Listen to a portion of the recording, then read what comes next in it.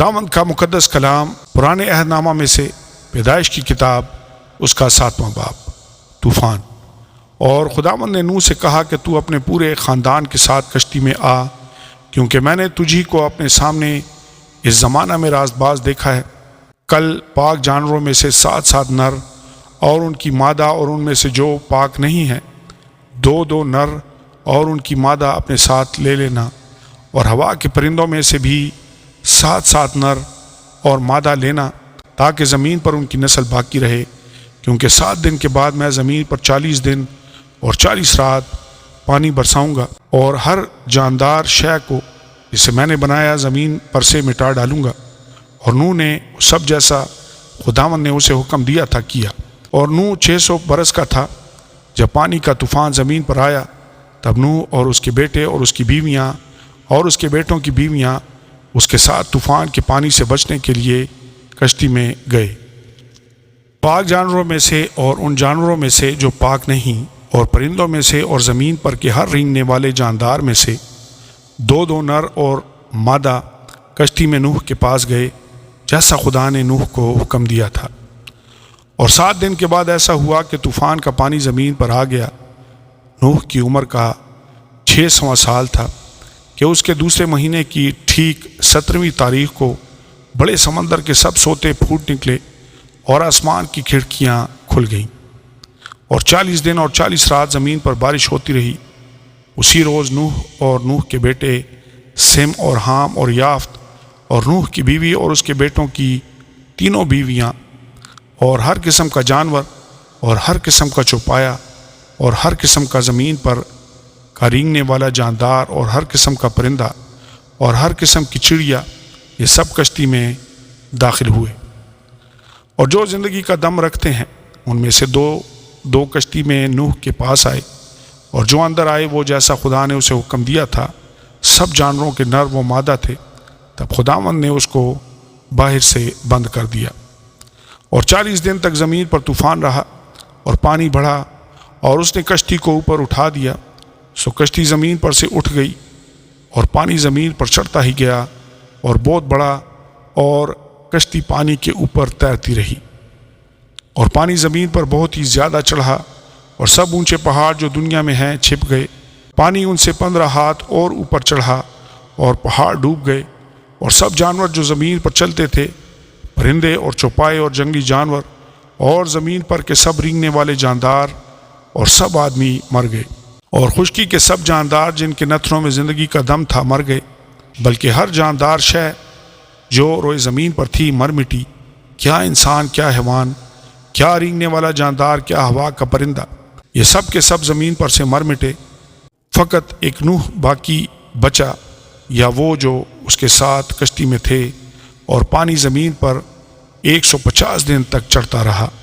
آمین اور آمین۔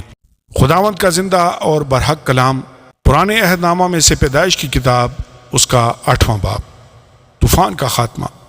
پھر خدا نے نوح کو اور کل جانداروں اور کل چوپایوں کو جو اس کے ساتھ کشتی میں تھے یاد کیا، اور خدا نے زمین پر ایک ہوا چلائی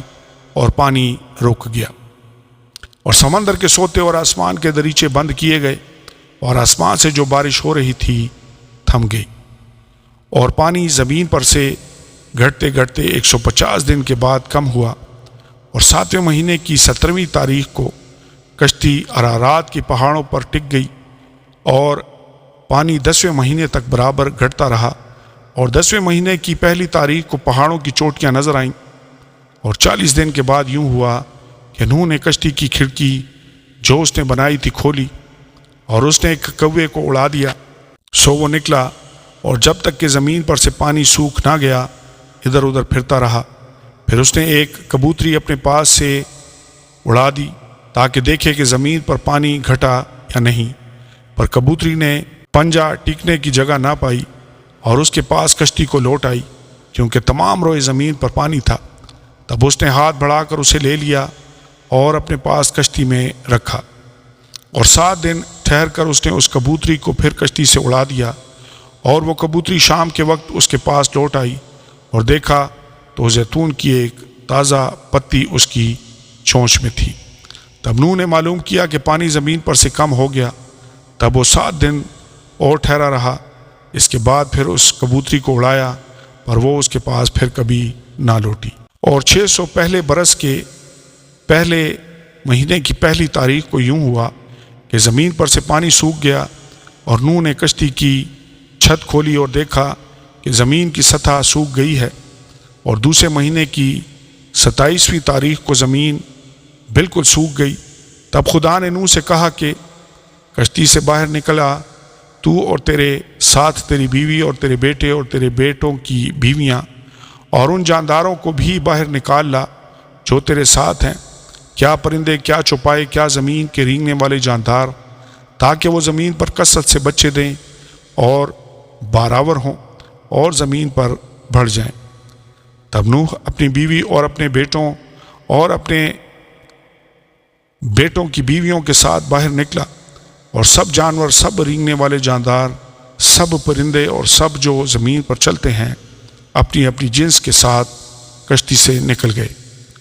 نوح قربانی چڑھاتا ہے۔ تب نوح نے خداوند کے لیے ایک مذبح بنایا،